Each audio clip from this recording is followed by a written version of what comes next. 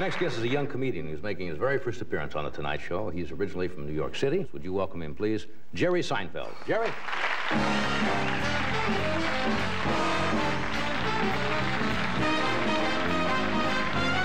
Weather reports are the same wherever you go in the country. They always have the guy comes out, he shows you the highs, the lows, the fronts.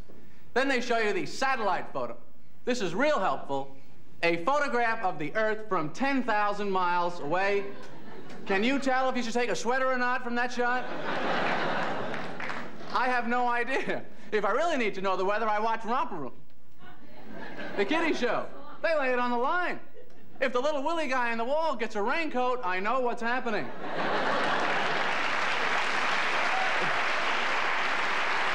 Jerry Seinfeld. Thank you, Jerry. Take a bow.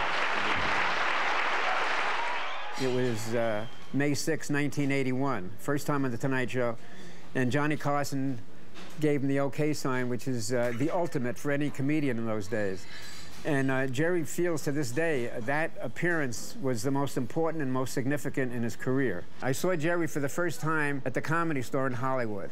And after I saw him a couple of times, I brought in Howard West, my partner. And I saw something very unique in someone that young. He was about 26 years of age. Then he did a whole series of Tonight Shows and David Letterman. And I sent a letter to Brandon Tartikoff. I said, "Dear Brandon, call me a crazy guy, but I think Jerry Seinfeld will soon be on NBC in a series." I didn't know that George Shapiro had written a letter to NBC to tell them that he thought I should be on NBC, which I didn't think. I didn't think anything. You know, I had really kind of decided I was just going to be a comedian. I'd been sending letters to Brandon for years. Every time, you know, he got a good review or a magazine article, I would send letters to Brandon. This time, it triggered a meeting. The comedians always hate any meeting in the middle of the day. You always feel like, this is screwing up my whole afternoon. This is the whole reason I became a comedian, so I could be free from 10 a.m. to 6 p.m. as a solid block of complete, you know, mall schmooze time. So I went to the meeting, you know, I mean, George had gone to the trouble of writing the note. I thought the least I could do was go to the meeting. Jerry Seinfeld came in for a meeting with myself and Rick Ludwin, and Rick was our executive who was in charge of late night and specials, and Rick really felt that Jerry did have a unique voice, and he was scoring very, very well on The Tonight Show. We basically said to Jerry, what would you like to do in television? Would you like to host a late night show? Would you like to do primetime specials? Would you like to do a primetime series? What is it, Jerry, that you would like to do in television? We'd like to do it with you. And I said, the only thing I ever had in mind was to have a meeting like this. This seemed like you were getting somewhere in show business, but I don't have any ideas. He wanted to play basically himself. That's all he took out of it. I found out later that he had been a semi-regular on a show called Benson and had had a terrible experience. He was not in control of that show, obviously. He had to say the words that had been written by other people. George Shapiro's favorite part of the story of Benson is how I got fired, which was they neglected to tell me. They fired me from the show, and I just showed up Monday morning. I went to my chair where the table reading was held, and there was no script. And I said, how come there's no, I didn't get a script this week? And someone had to call me aside and say, because you're not on the show anymore. After that first meeting in this office, Jerry went back to New York. That place over there, it says Prince Properties. That used to be Catch a Rising Star, legendary New York comedy club, where I used to work and Larry used to work, and we were standing in the bar. And I started telling him that NBC was talking to me about doing a TV show. And would I be interested in working on it with him? And of course, I really didn't have anything going at the time, and I didn't have any money, and I said, sure, fine. We left Catch a Rising Star, and we walked into a Korean grocery store. And we were getting something to eat and making fun of all these different items they have here. And we started, as we invariably did, talking about some of the products in the store. You know, there's always these things here like, here's some Korean ginseng royal jelly. Comes in a jelly now, so you can spread it. It occurred to me that this is the kind of discussion that you never really hear on television, and that that would, in fact, would be funny. And Larry said, this is what the show should be. I said, what? He said, just, you know, making fun of stuff. I go, yeah, that's the show. But that is what the show became. I remember I had heard that Jerry had signed a development deal with NBC and that it was putting together a show. And actually, Larry David's now wife, Lori, and I, we sort of credit the two of them joining forces creatively because of a birthday party that I had. And I needed to bring a birthday gift, and I didn't quite know what to get her. I didn't really have any money. And I thought, oh, I have a good gift. I'll write some material. I'll write some stand-up material for her. So it was my birthday, so I'd been having a few drinks, and I was kind of too drunk to read the material. So, you know, everybody said, oh, Jerry, you read it. And I got big laughs reading this routine, and it was kind of the first time that I thought his material really works well with my voice, and maybe we would be a good team. It was really very funny. And I don't know if that was some kind of connection with my writing and his performing, but if it was the first. I was thinking about trying to get him to do this with me because he was the only person I knew that had ever written anything. He wrote a movie script, and I never knew a comedian that had written anything but, you know, an Airline Peanuts bit. So he had actually typed something out on a piece of paper. So he seemed like a writer to me. And I thought I should get myself, you know, a real writer. But somebody that I could relate to, somebody who had the same kind of bent. We went to a diner, the Westway Diner, the next night. And this is the exact booth that we were at. Actually, it isn't. It was the one over there, but there's two ladies there, so we couldn't get in there. But this is very similar to the booth that we were at. And we sat here at about, I don't know, probably 12, 1 o'clock in the morning. We had both performed over at the Improv.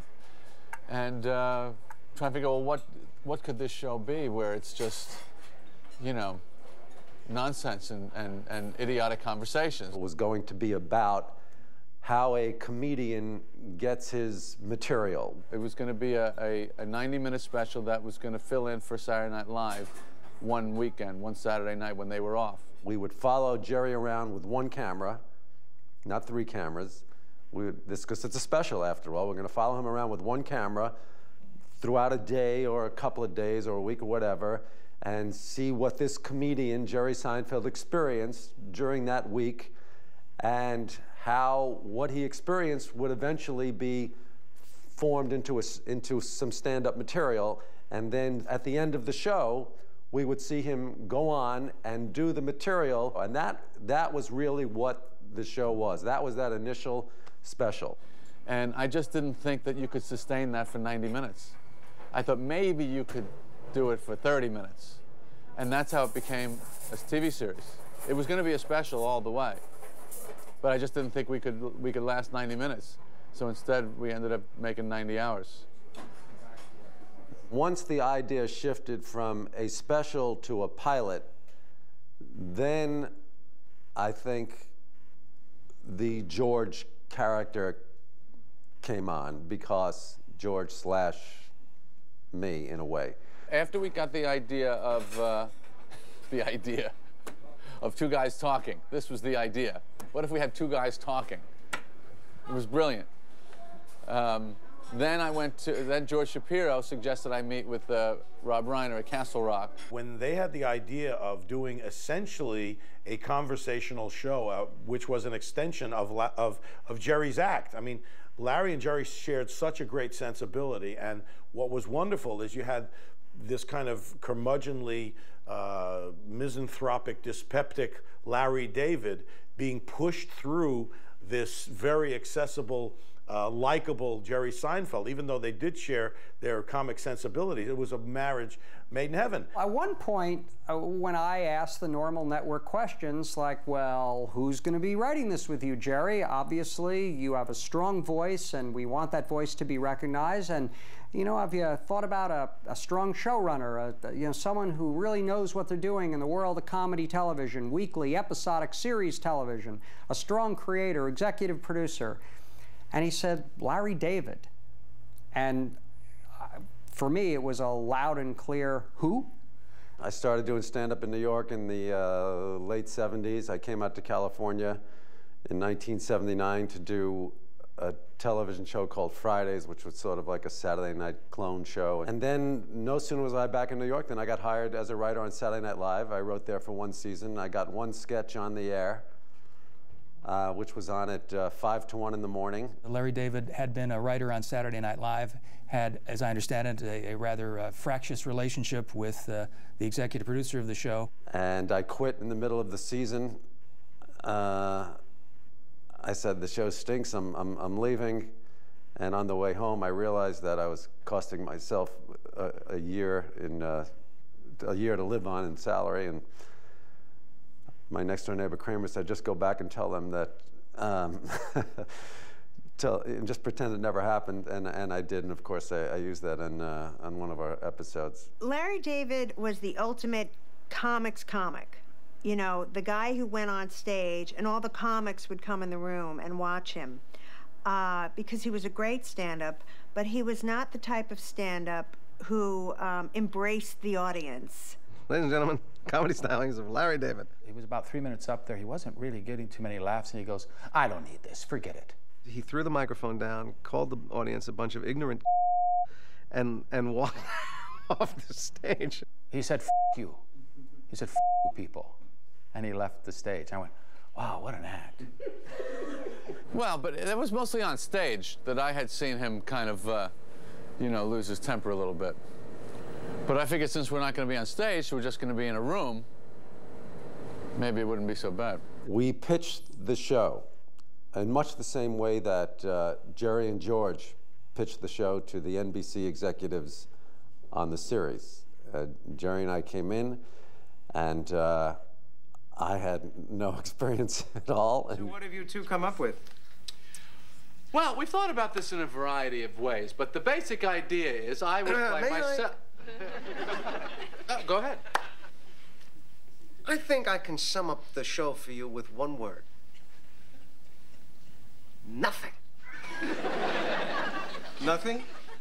Nothing. What does that mean? The show is about nothing.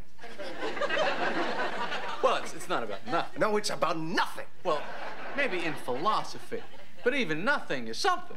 What's the premise? Well, as I was saying, I would play myself, and as a comedian living in New York, and I have a friend and a neighbor and an ex-girlfriend, which is all true. Yeah, but nothing happens on the show. See, it's just like life. Well, why am I watching it? Because it's on TV. Not yet.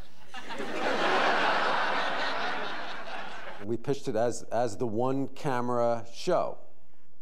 And then I remember that they said, oh, no. This is not one camera.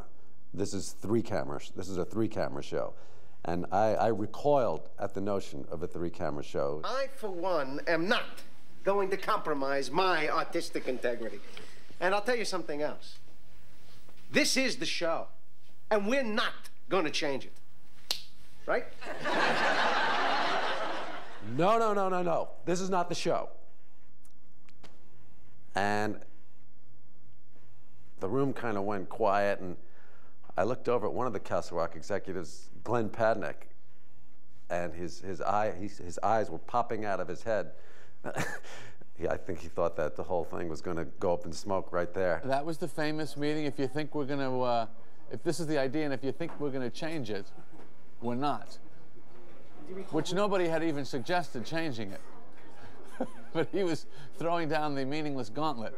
Jerry had a way of kind of convincing me to do things, and he said, well, we'll talk about it. It'll be fine. We can. And then eventually, I'm thinking now about the $25,000 that I'm going to get for the pilot. And I said, oh, well, yeah, maybe we could do a 3-camera show. And I remember ending the meeting, and I looked at Rick, and I said, I don't know. You know, look, it's a script commitment. You know, we haven't spent that much money on this guy, and who the hell knows? I guess. We wrote the pilot, and it really didn't take us all that long. to quote George from one of the episodes when he was lying about being an architect, about the new wing on the Guggenheim. Really didn't take me that long. We had a lot of fun writing that. We always had fun writing. It was never a struggle. I don't remember us ever really racking our brains too much in writing. We had a great chemistry. The story of the pilot, where a woman who Jerry had met out of town asked if she could stay with him. She was going to be in New York for a couple of days and wondered if she could stay with him and what all that meant. It was the thing that we always were drawn to, were these gaps in society where there was no rules. You know, how do you find this out? How do you ask this? What does this mean? There's no indication. I have here, I've saved all these years, the very first draft that the network received. Castle Rock Entertainment says right there. And the interesting part of it is that the title is not The Seinfeld Chronicles, it's not Seinfeld, it's stand-up. It certainly wasn't a strong story drive, and it was kind of all over the place, but it was funny. So we all said, oh, what the hell?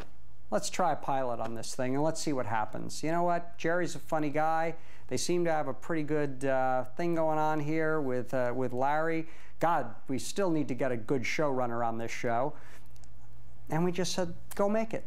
A week later, I had discovered a script that had been, half of it had been rewritten, or maybe a third of it. I'd say a third. It didn't really make a difference who rewrote it. Once Woody Allen could have rewritten it, I would have hated it. It doesn't matter. It wasn't theirs, it was ours. And once I saw it had been rewritten, I was livid. I remember a lot of very, there was a lot of conversation, very animated conversation.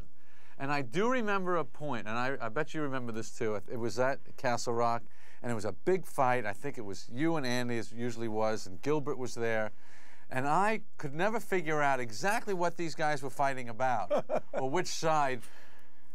And I remember you turning to me one time and going, so what do you think about this? Do you remember that? Yeah, and you'd go, ah.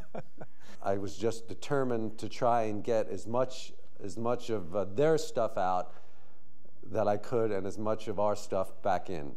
And to that degree, I succeeded somewhat, not all the way. And to this day, I have to say, I have a lot of difficulty watching that pilot. The role of George Costanza was just leapt off the page. People have often asked me, how come you didn't play George? Didn't you want to play George? And the answer to that is no.